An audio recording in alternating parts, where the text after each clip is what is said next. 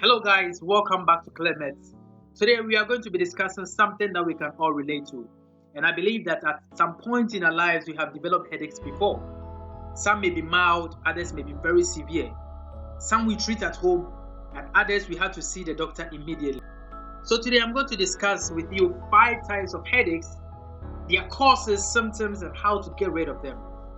And I'm also going to share with you some general tips on how to prevent headaches and also answer a few questions that people have been asking me. So stay tuned to the end and I believe you are going to find it very interesting and educative.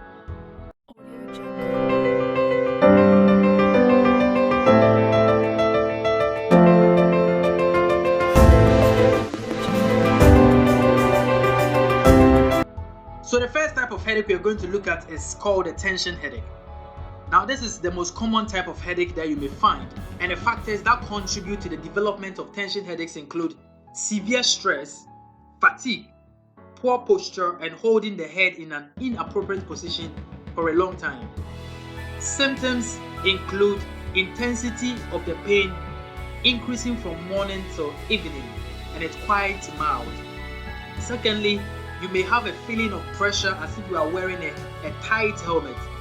You may feel severe tension and spasm around the forehead.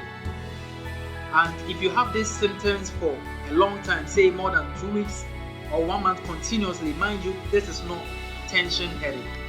This may be associated with head or neck injuries. So treatment, we may give analgesics, what we call pain relievers. Example is acetaminophen, what is popularly known as paracetamol, and ibuprofen. So this drug is enough to alleviate the pain. Secondly, please do an activity. Don't stay at one place for a very long time. Stretch out your shoulders and your neck. The second type of headache is called a sinus headache. And this one is mostly accompanied by fever because it's an infection. And the first cause is sinusitis. And sinusitis simply means inflammation of the paranasal sinuses. The human skull has some openings, some chambers around the nose. It is called the paranasal sinuses, and we have about 7 of them. We have 3 paired and then 1 unpaired. The first one from the forehead is called the frontal sinus. Then we have the maxillary sinus, we have the ethmoidal sinus, and then we have the sphenoidal sinus. The second cause may be common cold or flu. So if you have cold for a very long time, especially when your nose is stuffy, it creates the opportunity for bacteria to replicate over there and infect the paranasal sinuses. Thirdly, seasonal allergies, especially allergic rhinitis. When you have allergies, it may inflame the sinuses and then you may have sinus headaches. Symptoms are that you may feel deep pressure and pain on the forehead, in the eyebrow, and then under the eyes. Secondly, the pain may increase when you shake your head suddenly. And then lastly, you may have stuffy nose or running nose, and then sometimes you may feel tired. Now, treatment depends on the cause of the headache, and then painkillers alone or pain relievers alone is not enough to alleviate the pain. So if the cause is as a result of allergic rhinitis or seasonal allergies, your doctor may give antihistamines. Example may be loratadine, fexofenadine, etc. So secondly, your doctor may give you antibiotics if the problem is sinusitis. That is, if the inflammation is caused by bacteria. And the thing is that the catch is that for this type of headache, please don't treat it at home, because there are so many types of antibiotics, there are so many types of bacteria that causes inflammation. We have gram-positive, gram-negative type of bacteria, and then we have different types of antibiotics. We have narrow spectrum and broad spectrum. You wouldn't know which one to choose. So for your own good, please contact your doctor for this type of headache. Okay, so the third one is migraine, and the causes may be associated with violation of metabolic processes. During metabolism, so many enzymes, hormones, and some chemicals are released. So if there is violation in any process, you may develop some headache alongside. And again, it may be associated with dilation of the blood vessels in the brain. So secondly, it might be genetic predisposed. So probably you may check your family history. If your parent, maybe your mom or your dad, has migraine for some time, or you know that maybe your grandpa or someone in your family is having this kind of headaches, then it is migraine. The symptoms are divided into stages. So we shall look at the first stage, which is called the prodromal stage. It lasts for the first 2 days, and you may feel irritability, fatigue, and increased or decreased appetite. So that is the prodromal stage. Then from there, we may have a stage called the oral stage, which may last up to only 30 minutes. And when you feel sensitivity to light, when you get outside into a bright light, then you feel headache, then it means that you are in the oral stage. Then we have a stage called the resolution stage, which lasts up to 24 hours. And at this stage, you may have fatigue and problems concentrating. And then the last stage is when you have the headache proper. The headache may last for 72 hours, and it is very, very severe.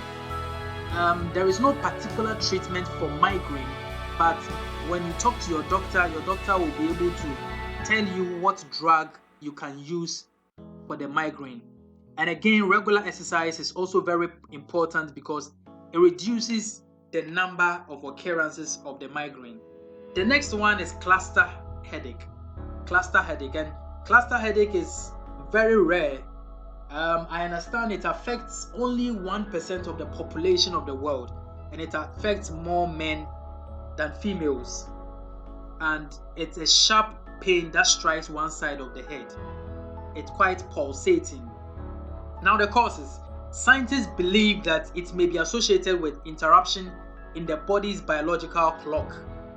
I'm going to try to explain the body's biological clock so you would understand. The body's internal environment has its own way of regulating itself. So from 6 p.m. to 9 p.m., the body's temperature and blood pressure increases. So from 9 till about 3 a.m., melatonin is secreted. Melatonin is a hormone that is secreted in the night. So this melatonin is what puts you to sleep. It helps you to sleep. So from 12 in the night till about 3 a.m., that is when deep sleep is induced. And your body temperature reduces from 3 to 6 a.m. Around 6 a.m., that is when the hormone cortisol is released, preparing your body for the day's activity. So from 6 a.m. to 12, you become more alert. From 12 noon till 6 in the evening, that is when you have best coordination and fastest reaction times. But some people decide to sleep in the afternoon and wake up around 6 when there is best coordination. That is when they sleep. And then people argue that yes, it's in the night that they read better. Yes, it's true.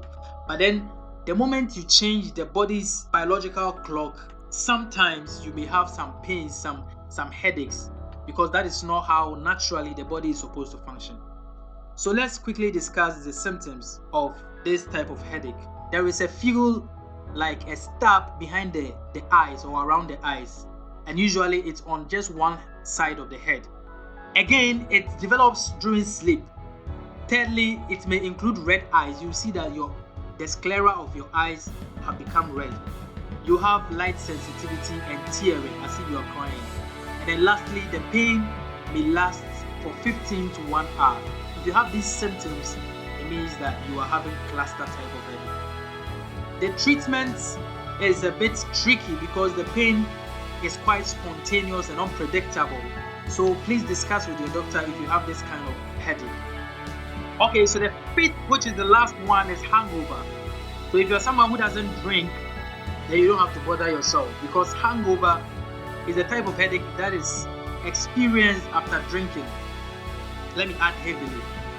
Okay, so the symptoms differ from person to person. So if you drink and after you wake up in the morning, you are having some headache, you know how it feels. So you know you are having hangovers.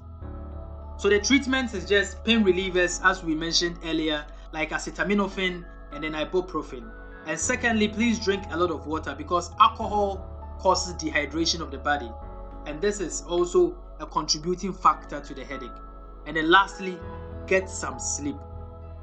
Okay guys, so I'm going to talk to you about some preventive measures, how you are going to prevent the headache from occurring in the first place. So the first one is that drink a lot of water. 2, avoid skipping meals. 3, avoid drinking alcohol or drink responsibly. 4, exercise regularly. 5, avoid medication overuse. That is, don't take painkillers for more than 15 days within a month. It can also induce headache. It is called medication overuse. And then the 6th one is that sit upright and don't sit at the same place for a very long time. You can take a walk if you are bored, or you sit at one place for some time. So the Q&A session, I'm going to answer a few questions, just 1 or 2 questions, and then that is it. So the first one is that someone is asking that I always wake up during the weekend with a severe headache and I don't understand. And the answer is that stress hormones like norepinephrine and cortisol are increased during work. And when you sleep for a long time, there is a drastic decrease in the production of cortisol. And when there is a decrease in production of cortisol, there is increase in production of neurotransmitter acetylcholine. This acetylcholine is responsible for the parasympathetic part of autonomic nervous system, and this may induce headache because the acetylcholine itself is produced in the brain. So when it's produced in excess or in large quantities at the same time, it may cause pain. So the suggestion is that avoid sleeping for more than 7 to 8 hours continuously during the weekend. Yes, we understand you are tired, but then try to break your sleep. You can sleep for maximum 6 hours, get up, do your morning chores, and then you can have another sleep in the afternoon. But then don't continue sleeping for a very long time. Secondly, try and incorporate rest moments during the week. Don't make your week too stressful, because when it happens like that, stress hormones are going to increase, and then decreasing them drastically is going to cause headache during the weekend. So question 2, which is going to be my last question today, someone is asking that she develops headache every morning after cleaning, and the answer is that yes, it's because of the detergent that she uses. Some are very strong, they have this strong scent. That is why you develop that headache. So the suggestion is that change the type of detergent that you use. Some have mild scent, and then try and reduce the amount that you put in water to use every morning. So guys, thank you for watching. Please subscribe to this channel because we have a lot in store for you.